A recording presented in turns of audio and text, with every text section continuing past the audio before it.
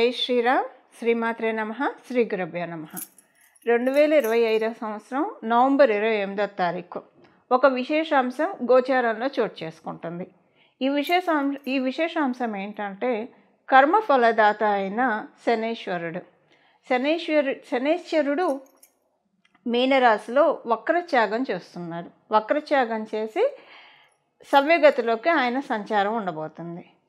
వక్రత్యాగం చేసి సవ్యగతిలోకి ఆయన మీనరాశిలో ఉండడం వల్ల ద్వాదశ రాశుల వాళ్ళకి, ద్వాదశ లగ్నాల వాళ్ళకి ఎలాంటి ఫలితాలు ఉంటాయో మనం ఇప్పుడు చూద్దాం. కాలపురుషుడు కుండలిలో ఆఖరిదైన మీనరాశి, ఇంకా దాని తర్వాత వచ్చేది మేషరాశి. సో ఈ 12వ స్థానంలో శనేశ్వరుడు వక్రగతి కావచ్చు, శనేశ్వరుడు సవ్యగతి కావచ్చు. ఈ రెండు కూడా చాలా మేజర్ రోల్ ప్లే చేస్తాయి ద్వాదశ రాశుల వాళ్ళకి, ద్వాదశ లగ్నాల వాళ్ళకి. ఈ ముఖ్య భూమిక ఏంటి, ఏ విషయాల్లో బాగుంటుంది, ఏదన్నా విషయాల్లో జాగ్రత్తల్ని సూచిస్తుందా, ఇవన్నీ కూడా మనం ఇప్పుడు ఒకసారి తెలుసుకుందాము. ద్వాదశ రాశుల వాళ్ళకి, ద్వాదశ లగ్నాల వాళ్ళకి యూనిక్గా అందరికీ, అంటే ద్వాదశ రాశుల వాళ్ళకి, ద్వాదశ లగ్నాల వాళ్ళకి, 27 నక్షత్రాల వాళ్ళకి అందరికీ అప్లికేబుల్ అయ్యే పాయింట్స్ ఒకసారి మనం ఇప్పుడు చూద్దాం. మీనరాశిలో ఆయన సంచారము సవ్యగతిలోకి వస్తూ ఆయన సంచారము ఒక రకంగా కొన్ని స్తంభించి ఉన్న పనులు, అంటే ఆయన వక్రగతిలోకి వెళ్ళి కూడా మేలే చేశాడు. ఎందుకంటే వక్రగతి కుంభరాశి వైపు కాబట్టి కొన్ని మేలు కూడా జరిగింది. అయితే దాంట్లోనే కొంచెం స్తంభించిపోయిన అంశాలు కూడా ఉన్నాయి.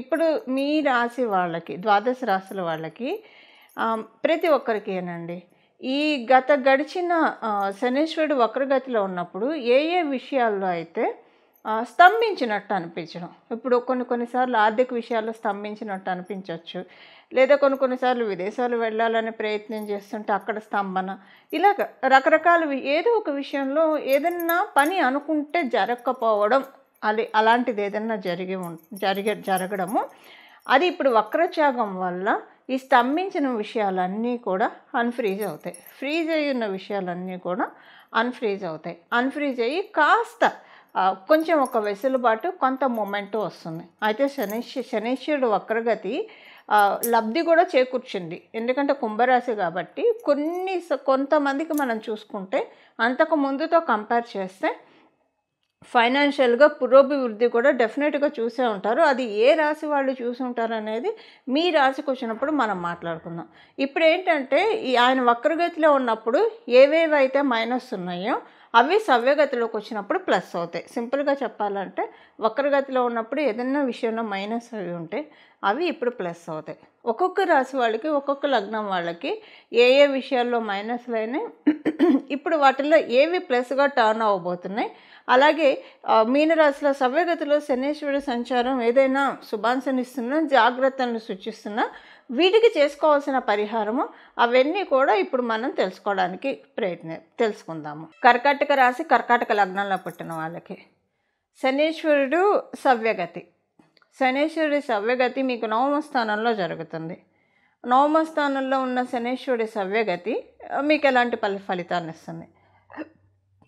అసలు ఆయన వక్రగతిలోకి ఆయన వెళ్ళినప్పుడు ఎలాంటి ఫలితాలను చూసారో ఒకసారి చూసి తర్వాత సవ్యగతిలోకి వచ్చినప్పుడు ఇప్పుడు ఏ ఫలితాలు ఉంటాయో మనం చూద్దాం. వక్రగతిలో ఆయన వెళ్ళేది కుంభరాశిలోకి కాబట్టి మంచిగా ఉంటుంది డెఫినెట్గా. కాకపోతే హెల్త్ ప్రాబ్లమ్స్ అయితే చూసి ఉండొచ్చు. ఈ గడిచిన 6 నెలల్లో హెల్త్ ప్రాబ్లమ్స్ కర్కాటక రాశిలో పుట్టిన వాళ్ళకి, కర్కాటక లగ్నంలో పుట్టిన వాళ్ళకి చూశారు. సడన్గా, అంటే మీరెంత ఆరోగ్యవంతులైనా అసలు మీకు ఇప్పటి వరకు జ్వరం అంటే తెలిసి ఉండకపోవచ్చు, ఇప్పుడు జ్వరం వచ్చి ఉండొచ్చు, జలుబు అంటే ఏంటో తెలిసి ఉండకపోవచ్చు, జలుబు చేసి ఉండొచ్చు. ఇలా ఏదైనా చిన్నది పెద్దదని కాదు, మీ జన్మజాతకాన్ని అనుసరించి హెల్త్ ఇష్యూస్ అయితే చూశారు. ఇది మైనస్ చూశారు, ఇది ఒక మైనస్ చూశారు మీరు కర్కాటక రాశి, కర్కాటక లగ్నంలో పుట్టిన వాళ్ళు. అలాగే ఒకవేళ మీకు కాతే మీ ఇంట్లో వాళ్ళకి, ఒక్కోసారి మీకు మీ ఇంట్లో వాళ్ళకి కూడా కలిపి ఉండొచ్చు ఈ హెల్త్ ప్రాబ్లమ్స్. ఇది మీరు చూశారు. డెఫినెట్గా ఒక ఫైనాన్షియల్ ఫార్చ్యూన్ థింగ్ కూడా ఉంటుంది. అది మీ జన్మజాతకం బలాన్ని అనుసరించి ఆధారపడి ఉంటుంది. అది స్ట్రాంగ్గా జరిగిందా లేదా కొంచెం వీక్గా జరిగిందా, అసలైతే కొంత ఉంది. అండ్ ఈ శనీశ్వరుడు వక్రగతి నుంచి సవ్యగతి ఒక రకంగా ఏంటంటే మనము మొత్తం చెక్ చేసుకోవడం, మన అకౌంట్ని మొత్తం చెక్ చేసుకోవడం అనమాట. సో ఇప్పుడు ఏంటంటే ఆయన 8th to 9th హౌస్ వక్రగతి సవ్యగతి మొత్తము ఇప్పుడు 8th హౌస్ దుస్థానం అని చెప్తున్నారు జ్యోతిష శాస్త్రం. సో ఈ దుస్థానము లాంగ్విటీకి కూడా అదే ఆయుస్థానము. సో ఇంకా ఆయుస్థానం ఒక 8th హౌస్ నుంచే మనం నిర్ణయించే, ఇంకా అదర్ హౌసెస్ కూడా ఉంటాయి. కాకపోతే ఒక చెక్ చేశాడు శనేశ్వరుడు, చెక్ చేసి ఇప్పుడు వాటన్నిటినీ కూడా అంటే ఇప్పుడు ఒక ఆఫీసులో ఎవరైనా ఇన్స్పెక్షన్కి వస్తుంటే మొత్తం అంతా కూడా చెక్ చేసి ప్రాపర్ రికార్డ్స్ పెట్టినట్టు జన్మజాతకాన్ని అంతా వెరిఫై చేసి ఇప్పుడు ఆయన సవ్యగతిలోకి వచ్చాడు. అంటే కాలపురుషుడు కుండలిలో నుంచి అది 11th హౌస్ అయింది. మీ రాశి నుంచి చూస్తే అది 8th హౌస్ అవ్వడం వల్ల ఈ చెక్కింగ్ ఎందుకు చేశాడు, ఇప్పుడు శనేశ్వరుడు చెక్కింగ్ ఎందుకు చేశాడంటే మీకు కొన్ని మార్పులు ఇవ్వాలి ఆయన. ఈ మార్పులు అదృష్టం రూపంలో వస్తుంది. అంటే ఒక్కోసారి మార్పులు మనకి ఇష్టమైనవి ఉంటాయి. ఇప్పుడు మార్పు అంటే సహజంగా పెళ్ళి కాని వాళ్ళకి పెళ్ళి జరిగింది అనుకోండి, అదొక మార్పే, అది ఆనందంగా ఇన్వైట్ చేస్తారు. పిల్లలు కలగని వాళ్ళకి పిల్లలు పుట్టారంటే అదొక మార్పు, కానీ ఆనందంగా ఇన్వైట్ చేస్తాం. ఉద్యోగం లేని వాళ్ళకి ఉద్యోగం వచ్చినా, వ్యాపారం చేసిన వాళ్ళకి వ్యాపారం బాగా పెరిగితే ప్రాఫిట్స్ వస్తాయి. ఇవన్నీ కూడా మార్పులే. ఇవి మనం సంతోషంగా ఎంజాయ్ చేస్తాం. ఒక్కొక్కసారి మార్పులు ఎలా ఉంటాయంటే ఇష్టం లేని మార్పులు ఉంటాయి. మనకి ఇష్టం లేని సంఘటనలు, ఎవరికైనా ఇష్టం లేని సంఘటనలు చూస్తే అది కూడా ఒక మార్పే. కానీ ఇప్పుడు మంచి మార్పులు ఉంటాయి. నేను చెప్పేది ఏంటంటే మంచి మార్పులు చూస్తారు కర్కాటక రాశి, కర్కాటక లగ్నంలో పుట్టిన వాళ్ళు. ఎందుకంటే ఆయన మొత్తం చెక్ చేశాడు, ఇప్పుడు చెక్ చేసి ఫలితాలను ఇవ్వబోతున్నాడు. ఈ మంచి మార్పులు ఎంత బాగుంటాయి, దీనికి ఒక లిమిట్ లేదు. లిమిట్లెస్ మార్పులు అయితే డెఫినెట్గా ఉంటాయి. అది ఇంత ఉంటుందా, ఇంత ఉంటుందా, ఇంత ఉంటుందా, ఇంత ఉంటుందా, లేదా కొండంత ఉంటుందా అన్నది మీ జన్మజాతకాన్ని బట్టి ఆధారపడి ఉంటుంది. అలాగే మీరు చేసిన అంటే గడిచిన రోజుల్లో మీరు చేసిన కర్మను బట్టి కూడా ఆధారపడి ఉంటుంది. కర్మ అంటే సపోజ్ మీకు బాగా హెల్పింగ్ నేచర్ ఉంది, చాలామందికి హెల్ప్ చేశారు. సో డెఫినెట్గా ఇక్కడ శనేశ్వరుడు ఫైనాన్షియల్గా మంచి మార్పులను ఇస్తాడు. ఒకవేళ హెల్పింగ్ నేచర్ హెల్ప్ ఎవరికి చేయకపోయినా మీ పని మీరు బాగా మీ ఎఫర్ట్ పెట్టి మీ జీవితం కోసం మీరు ఏం చేయాలో అవన్నీ కూడా మీరు బాగా ఎఫర్ట్ పెట్టి హార్డ్ వర్క్ చేస్తున్న వాళ్ళైనా కూడా ఆయన ఫలితాన్ని ఇస్తాడు. ఈ 2 కేసెస్లో ఆయన ఫలితాన్ని ఇస్తాడు. అలాగే ఒక్కొక్కసారి మీకు తెలియకుండా ఏదైనా దోషాలు చేస్తే అప్పుడు ఫలితం తగ్గుతుంది. మీకు తెలియకుండా ఏమైనా మిస్టేక్స్ చేసి ఉంటే ప్రత్యక్షంగా కావచ్చు, పరోక్షంగా కావచ్చు, మీ వల్ల ఎవరైనా సఫర్ అయ్యి ఉంటే, ఓకే, డైరెక్ట్గా కావచ్చు, ఇండైరెక్ట్గా కావచ్చు, అప్పుడు ఏంటంటే మీకు ఇచ్చే ఈ ట్రాన్స్ఫర్మేషన్స్ తగ్గించి ఇస్తాడు ఆయన. సో పరోక్షంగా మీకు తెలియకుండా జరిగిందనుకోండి, అప్పుడు మీరు బాధ్యులు కాదు.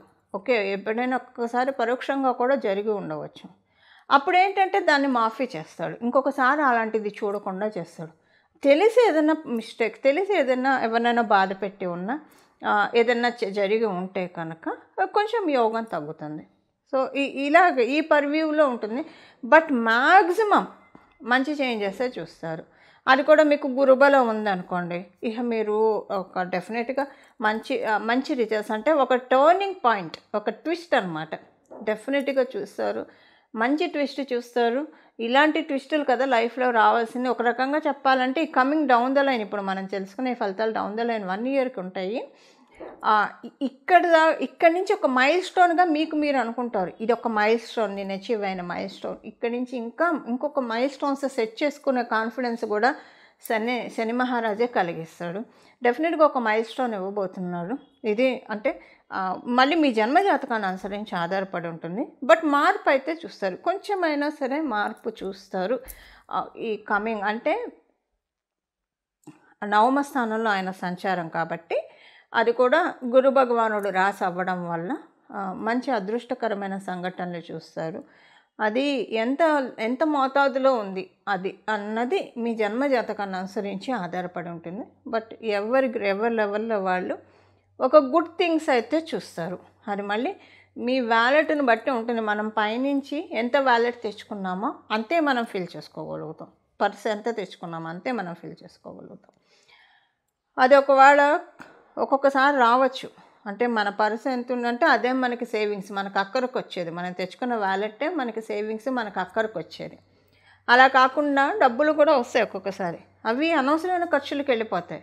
అరే అప్పుడు అనుకుంటూ ఉంటారు కదా, ఈ టైంలో మాకు బాగా డబ్బులు వచ్చాయండి, కానీ అసలు అన్నీ అలా అలా అలా ఖర్చు అయిపోయినాయి, ఏది సేవింగ్స్ చేసుకోలేకపోయాం. మన చుట్టూ ఉన్న వాళ్ళని చూస్తూ ఉంటాం కదా.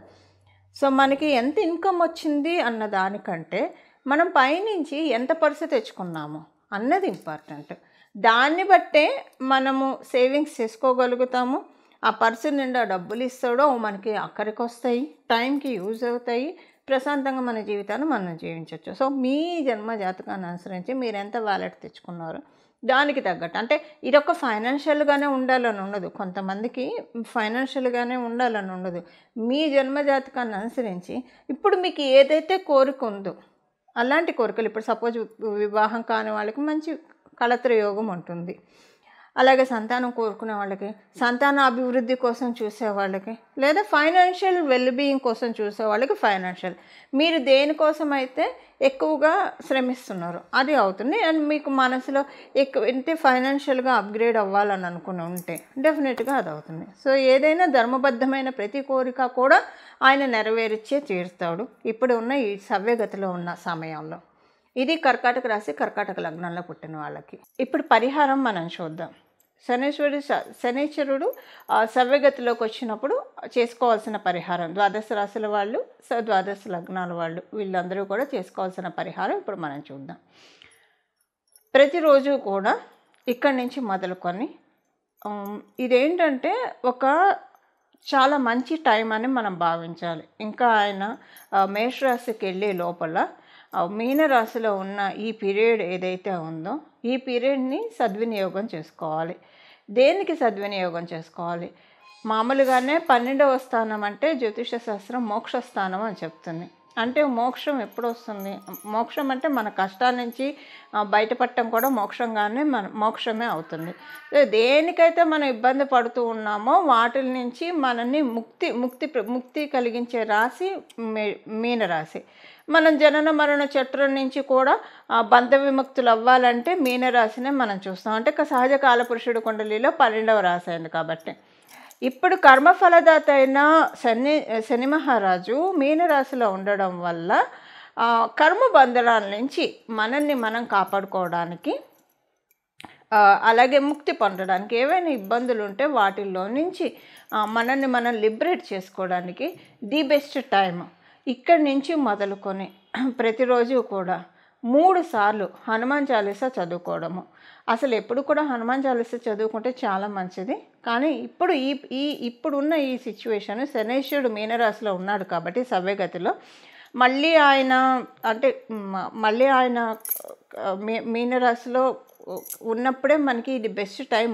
మనము విముక్తులు అవ్వడానికి, కర్మల నుంచి విముక్తులు అవ్వడానికి చాలా మంచి సమయము. ప్రతిరోజు కూడా 3 సార్లు హనుమాన్ చాలీసా చదువుకోవడము. త్రిసంధ్యలలో ఉదయము, మధ్యాహ్నము, సాయంత్రము. అలా కుదరదు, అందరికీ ఆఫీసులకు వెళ్ళే వాళ్ళు ఉంటారు, వ్యాపారస్తులు ఉంటారు, ఎవరి పనుల్లో వాళ్ళు ఉంటారు. అలాంటప్పుడు ఉదయాన్నే లేవగానే స్నానం చేసిన తర్వాత 3 సార్లు హనుమాన్ చాలీసా చదువుకుంటే చాలా అంటే చాలా మంచి ఫలితాలను చూస్తారు. అలాగే మీకు కుదిరితే కనుక ఇది 3 సార్లు అయితే కంపల్సరీ, మీకు కుదిరితే చూడండి 9 సార్లు ప్రతిరోజు హనుమాన్ చాలీసా చదువుకోవడానికి ప్రయత్నించండి. మనకున్నవి 9 గ్రహాలు. సో 9 గ్రహాలు ఒక్కొక్క గ్రహానికి ఒక్కొక్కసారి చప్పున మనం భావిస్తూ 9 సార్లు కనుక ప్రతిరోజు హనుమాన్ చాలీసా ఎవరైతే పారాయణం చేస్తారో వాళ్ళకి సంజీవిని పర్వతాన్ని మన గుమ్మం ముందు తెచ్చిపెడతాడు హనుమంతుడు. ఎందుకు సంజీవిని పర్వతం అంటున్నానంటే, రామాయణంలో మనకి తెలుసు, లక్ష్మణ స్వామిని సంజీవిని పర్వతాన్ని తీసుకొచ్చి ఆ సంజీవిని అనే మూలికతోటి ఆయనకి మళ్ళీ జీవాన్ని ప్రసాదించాడు హనుమంతుడు. సో మనకి ఈ కష్టాలన్నిటి నుంచి, మన లైఫ్లో ఉన్న కష్టాలన్నీ మృతి చెంది మన మన లైఫ్లో ఉన్న సుఖాలు ఇప్పుడు మన జన్మజాతకంలో ఉన్న యోగాలు ఒక్కొక్కసారి ఇన్యాక్టివ్ స్టేజ్లో ఉంటాయి, యాక్టివ్ స్టేజ్లో ఉండవు. ఒక్కొక్కసారి యోగాలు ఉన్న అనుభవం, ఇప్పుడు సపోజ్ ఒక షుగర్ పేషెంట్కి ముందు స్వీట్లు ఎన్ని ఉన్నా తినలేరు. సో అంటే అనుభవ యోగ్యంలో ఉండాలి, ఏదైనా మనకు అనుభవ యోగ్యంలో ఉండాలి.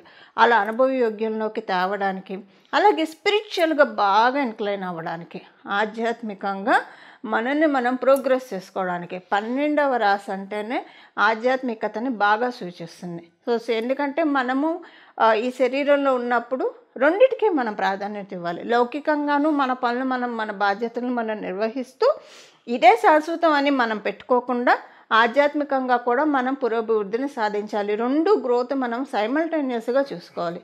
దీనికి ఈ బ్యాలెన్స్ మనకి హనుమంతుడు ఇస్తాడు. కష్టాలన్నిటినీ ఆయన తోకతోటి జాడించి కొట్టి అవతల పడేస్తాడు. 9 సార్లు రోజు హనుమాన్ చాలీసా చదువుకోవడం వల్ల అలాగే జీవం పోస్తాడు. అనారోగ్యవంతులకి ఆరోగ్యము, అలాగే మనకి ఏ సమస్యలు ఉంటే, ఫైనాన్షియల్గా ఇబ్బందులు ఉంటే జీవం పోస్తాడు. అందుకే అన్నాను, సింపుల్గా సంజీవిని పర్వతాన్ని మనకు అందిస్తాడు. ప్రతిరోజు 9 సార్లు హనుమాన్ చాలీసా చదువుకొని అసలు మీరు చూడండి, ప్రతిరోజు 9 సార్లు కొంచెం కుదుర్చుకొని చూడండి. తర్వాత ఈ రిజల్ట్స్ మీరు చూశాక మీరే వదిలిపెట్టరు. ఎందుకంటే మనకి ఎప్పుడూ కూడా మంచి శుభాంశలే మనం కోరుకుంటాం కదా. ఎప్పుడు కూడా లైఫ్లో మనం ఛాలెంజెస్ని అధిగమించుకుంటూ సక్సెస్ని సాధిస్తూ, అలాగే మన లైఫ్ డెఫినెట్గా ఐడియల్గా ఉండేట్టు, 10 మందికి ఆదర్శప్రాయంగా ఉండేట్టు మనల్ని మనం మలుచుకోవాలి. కాబట్టి వీటన్నిటికీ కూడా హనుమంతుడు చక్కగా ఒక కర్టన్ రైజర్ అని చెప్పచ్చు.